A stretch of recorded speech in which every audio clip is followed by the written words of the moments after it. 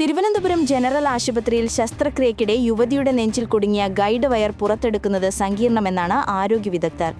സുമയ്യയുടെ നെഞ്ചിലെ രക്തക്കുഴലുകളോട് ഒട്ടിച്ചേർന്ന വയർ പുറത്തെടുക്കുന്നത് അപകടകരമെന്നാണ് വിദഗ്ധ സമിതിയുടെ വിലയിരുത്തൽ. ഇക്കാര്യം യുവതിയെയും കുടുംബത്തെയും ബോധ്യപ്പെടുത്താനാണ് തീരുമാനം. ഇന്നലെ ചേർന്ന പ്രത്യേക മെഡിക്കൽ ബോർഡ് യോഗമാണ് സുമയ്യയുടെ ചികിത്സാരേഖകൾ വിശദമായി പരിശോധിച്ച് നിഗമനത്തിലേക്ക് എത്തിയത്.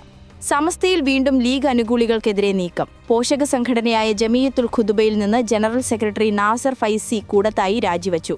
നാസർ ഫൈസിക്കെതിരെ അവിശ്വാസ പ്രമേയം കൊണ്ടുവന്ന സാഹചര്യത്തിലാണ് രാജി. ഇന്ന് വാർത്താ സമ്മേളനം വിളിച്ചു കാര്യങ്ങൾ വ്യക്തമാക്കുമെന്ന് നാസർ ഫൈസി കൂടത്തായി അറിയിച്ചു. ബംഗളൂരു നഗരത്തിലെ ഗതാഗത കുരുക്ക് കുറയ്ക്കുന്നതിനായി വിപ്രോ കമ്പനിയുടെ ക്യാമ്പസ് തുറന്നു നൽകണമെന്നുള്ള കർണാടക മുഖ്യമന്ത്രി സിദ്ധരാമയ്യയുടെ അഭ്യർത്ഥന നിരസിച്ചു കമ്പനിയുടെ സ്ഥാപകനും ചെയർമാനുമായ അസീം പ്രേംജി. അതേസമയം പിന്തുണ തേടിയുള്ള സിദ്ധരാമയ്യയുടെ അഭ്യർത്ഥനയെ അസീം പ്രേംജി അഭിനന്ദിക്കുകയും വിഷയത്തിന്റെ ഗൗരവം അംഗീകരിക്കുകയും ചെയ്തു. എന്നാൽ സർജാപൂരിലെ ക്യാമ്പസ് പ്രത്യേക സാമ്പത്തിക മേഖലയാണെന്നും ആഗോള സേവന പ്രതിബദ്ധത കാരണം കർശനമായ പ്രവേശന നിയന്ത്രണ നിയമങ്ങൾ പാലിക്കേണ്ടതുണ്ടെന്നും അദ്ദേഹം ചൂണ്ടിക്കാട്ടി. ലഡാക്ക് സംഘർഷത്തിനു പിന്നാലെ സോനം വാങ്ചുക്കിന്റെ NGOയുടെ FCRA ലൈസൻസ് കേന്ദ്രം റദ്ദാക്കി. കേന്ദ്ര ആഭ്യന്തര മന്ത്രാലയത്തിന്റെയാണ് നടപടി. സോനം വാങ്ചുക് നേതൃത്വം നൽകുന്ന സ്ഥാപനം വിദേശ സംഭാവന ചട്ടം ലംഘിച്ച വൻതോതിൽ പണം കൈപ്പറ്റിയെന്നും കഴിഞ്ഞ ഫെബ്രുവരിയിൽ പാകിസ്ഥാൻ സന്ദർശിച്ചിരുന്നുവെന്ന പരാതിയിൽ CBI അന്വേഷണം തുടങ്ങിയിരുന്നു. സ്വാമി ചൈതന്യാനന്ദ സരസ്വതിക്കെതിരായ ലൈംഗിക അതിക്രമ കേസിൽ ചൈതന്യാനന്ദയുടെ ആഡംബര കാർ പോലീസ് പിടിച്ചെടുത്തു. പിടിച്ചെടുത്ത കാറിൽ പെൺകുട്ടികളെ ഋഷികേശിലേക്ക് കൊണ്ടുപോയിരുന്നതായി സൂചന. വ്യാജ ഡിപ്ലോമാറ്റിക് നമ്പർ പ്ലേറ്റ് ഘടിപ്പിച്ച മറ്റൊരു കാർ നേരത്തെ പോലീസ് പിടികൂടിയിരുന്നു. അതിനിടെ പെൺകുട്ടികളുടെ മൊഴിയുടെ കൂടുതൽ വിശദാംശങ്ങൾ ഇന്നലെ പുറത്തുവന്നു. പ്രതി പെൺകുട്ടികളുടെ ഹോസ്റ്റൽ റൂമിൽ CCTV ക്യാമറ സ്ഥാപിച്ചിരുന്നുവെന്നും പെൺകുട്ടികൾ പോലീസിന് മൊഴി നൽകി. രാജസ്ഥാനിലെ ബൻസ്വാരയിൽ നിരവധി പദ്ധതികൾക്ക് തറക്കല്ലിട്ട പ്രധാനമന്ത്രി നരേന്ദ്രമോദി. 1.22 ലക്ഷം കോടിയിലധികം രൂപയുടെ കേന്ദ്ര സംസ്ഥാന സർക്കാർ പദ്ധതികൾക്കാണ് പ്രധാനമന്ത്രി ഇന്നലെ തറക്കല്ലിട്ടത്. അണുശക്തി വിദ്യുത് നിഗം ലിമിറ്റഡിന്റെ മഹി ബൻസ്വാര രാജസ്ഥാൻ ആണവ വൈദ്യുത പദ്ധതിയാണ് ഇതിൽ പ്രധാനം. ഈ ആണവ വൈദ്യുത പദ്ധതിക്ക് മാത്രം ഏകദേശം 42,000 കോടി രൂപയാണ് കണക്കാക്കിയിരിക്കുന്നത്. ബീഹാറിലെ അടക്കമുള്ള നിയമസഭാ തെരഞ്ഞെടുപ്പുകൾക്ക് തയ്യാറെടുത്ത് ഒരുക്കം തുടങ്ങി BJP. കേന്ദ്രമന്ത്രി ധർമ്മേന്ദ്ര പ്രധാനാണ് ബീഹാറിലെ പ്രധാന ചുമതല. ഉത്തർപ്രദേശ് ഉപമുഖ്യമന്ത്രി കേശവ് പ്രസാദ് മൗര്യയ്ക്കും കേന്ദ്രമന്ത്രിയും ഗുജറാത്ത് BJP അധ്യക്ഷനുമായ CR പാട്ടീലിനും സഹചുമതലകൾ നൽകിയിട്ടുണ്ട്. ബീഹാറിനൊപ്പം പശ്ചിമ ബംഗാൾ, തമിഴ്നാട് തുടങ്ങിയ സംസ്ഥാനങ്ങളിലെ തെരഞ്ഞെടുപ്പ് ഒരുക്കത്തിനും BJP ചുമതല നൽകിയിട്ടുണ്ട്. ബോളിവുഡ് താരം ഷാരൂഖ് ഖാന് ദേശീയ അവാർഡ് ലഭിച്ചതുമായി ബന്ധപ്പെട്ട വിവാദങ്ങൾ ഉയർത്തി കോൺഗ്രസ്. ബീഹാർ തെരഞ്ഞെടുപ്പിൽ മുസ്ലിം വോട്ടർമാരെ സ്വാധീനിക്കാൻ വേണ്ടിയുള്ള നീക്കമാണ് അവാർഡ് നൽകിയതിന് പിന്നിലെന്നാണ് കോൺഗ്രസിന്റെ ആക്ഷേപം. മഹാരാഷ്ട്രയിലെ കോൺഗ്രസ് MLA സീഭായ് ജഗ്താപ്പാണ് ആരോപണം ഉയർത്തിയത്. അവാർഡിൽ മോദി കൃത്രിമത്വം കാണിക്കുകയാണെന്നും ഇത്രയും കാലത്തിനിടയിൽ ഷാരൂഖ് ഖാനെ ആദരിച്ചില്ലെന്നുമാണ് കോൺഗ്രസ് പറയുന്നത്.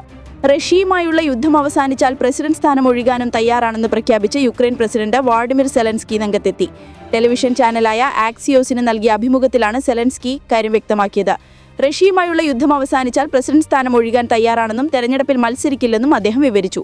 പലസ്തീനെ സ്വതന്ത്ര രാഷ്ട്രമായി അംഗീകരിക്കുന്നതിന് ഇറ്റലി എതിരല്ലെന്ന് പ്രധാനമന്ത്രി ജോർജിയ മെലോണി പറഞ്ഞു. 2023 ഒക്ടോബർ 7 ഇസ്രായേലിൽ അതിക്രമിച്ചു കയറി ഹമാസ് തട്ടിക്കൊണ്ടുപോയ എല്ലാ ബന്ധികളെയും വിട്ടുനൽകണമെന്നും പദവികളിൽ നിന്ന് ഹമാസ് ഒഴിവാകണമെന്നും മെലോണി പറഞ്ഞു. ഈ വിഷയത്തിൽ പാർലമെന്റിൽ പ്രമേയം അവതരിപ്പിക്കുമെന്നും അവർ അറിയിച്ചു.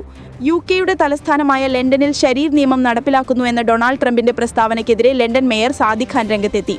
US പ്രസിഡന്റ് വംശീയവാദിയും ലിംഗവിവേചകനും സ്ത്രീവിരുദ്ധവും ഇസ്ലാം ഭീതി പരത്തുന്ന ആളുമാണെന്ന് സാദിഖ് ഖാൻ വിശേഷിപ്പിച്ചു. റഷ്യയിൽ നിന്നു എണ്ണ ഇറക്കുമതി ചെയ്യുന്ന നടപടി ഇന്ത്യ പുനഃപരിശോധിക്കണമെന്ന് US ഊർജ്ജ സെക്രട്ടറി ക്രിസ് റൈറ്റ് പറഞ്ഞു. റഷ്യയിൽ നിന്നൊഴികെ ലോകത്തെ ഏത് രാജ്യത്തു നിന്നും ഇന്ത്യക്ക് എണ്ണ വാങ്ങുവാവുന്നതാണെന്നും ന്യൂയോർക്കിൽ നടന്ന പത്രസമ്മേളനത്തിൽ അദ്ദേഹം പറഞ്ഞു. ഇന്ത്യയെ ശിക്ഷിക്കാൻ US ഉദ്ദേശമില്ലെന്നും ഏതുവിധേനയും യുക്രൈനിലെ യുദ്ധം തീർക്കുക മാത്രമാണ് പ്രസിഡന്റ് ഡൊണാൾഡ് ട്രംപിന്റെ ലക്ഷ്യമെന്നും ക്രിസ് പറഞ്ഞു. ഏഷ്യ കപ്പ് ക്രിക്കറ്റിൽ ഇന്ത്യ-പാക് ഫൈനൽ. ഇന്നലെ നടന്ന സൂപ്പർ 4 പോരാട്ടത്തിൽ പാകിസ്ഥാൻ ബംഗ്ലാദേശിനെ 11 റൺസിന് കീഴടക്കിയതോടെയാണ് കലാശപ്പോരിന്റെ ചിത്രം തെളിഞ്ഞത്. ഏഷ്യ കപ്പ് ചരിത്രത്തിൽ ആദ്യമായാണ് ഇന്ത്യയും പാകിസ്ഥാനും ഫൈനലിൽ ഏറ്റുമുട്ടുന്നത്. ആദ്യം ബാറ്റ് ചെയ്ത പാകിസ്ഥാൻ ഉയർത്തിയ 136 റൺസ് വിജയലക്ഷ്യം പിന്തുടർന്ന ബംഗ്ലാദേശിന് 20 ഓവറിൽ 9 വിക്കറ്റ് നഷ്ടത്തിൽ 124 റൺസ് എടുക്കാനേ കഴിഞ്ഞുള്ളൂ.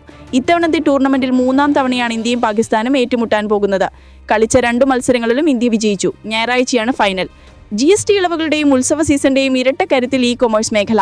ആമസോൺ, ഫ്ലിപ്കാർട്ട് തുടങ്ങിയ ഇ-കൊമേഴ്സ് പ്ലാറ്റ്ഫോമുകളുടെ വിൽപ്പനയിൽ 25% വർധനയാണ് രേഖപ്പെടുത്തിയത്. ഇലക്ട്രോണിക്സ് ഉൽപ്പന്നങ്ങൾ, AC, ഫ്രിഡ്ജ് തുടങ്ങിയ ഗൃഹോപകരണങ്ങളുടെ നികുതി സ്ലാബുകൾ കുറയ്ക്കുന്നതിലൂടെ കുടുംബങ്ങൾക്ക് ഉൽപ്പന്നങ്ങളുടെ വില കൂടുതൽ താങ്ങാവുന്നതായതാണ് വിൽപ്പന കൂടുന്നത്. പ്രീമിയം വിഭാഗങ്ങളിലെ ഉൽപ്പന്നങ്ങൾക്ക് വലിയ ഡിമാൻഡാണ് അനുഭവപ്പെടുന്നത്. ആമസോണിലും ഫ്ലിപ്കാർട്ടിലും ഉത്സവകാല വിൽപ്പന സെപ്റ്റംബർ 22-നാണ് ആരംഭിച്ചത്. കഴിഞ്ഞ വർഷത്തെ അപേക്ഷിച്ച് 2 ദിവസം കൊണ്ട് 4 മുതൽ 5 മടങ്ങ് വരെയാണ് വിൽപ്പനയിൽ വർധനയുള്ളത്. ഉത്സവകാല വിൽപ്പനയിലെ ഏറ്റവും പ്രിയങ്കരമായ ഉൽപ്പന്നം സ്മാർട്ട് ഫോണുകളാണ്. 5-ൽ ഒരാൾ എന്ന നിലയിൽ ഫ്ലിപ്കാർട്ടിന്റെ ഡോർ സ്റ്റെപ്പ് എക്സ്ചേഞ്ച് പ്രോഗ്രാം തിരഞ്ഞെടുക്കുന്നുണ്ട്.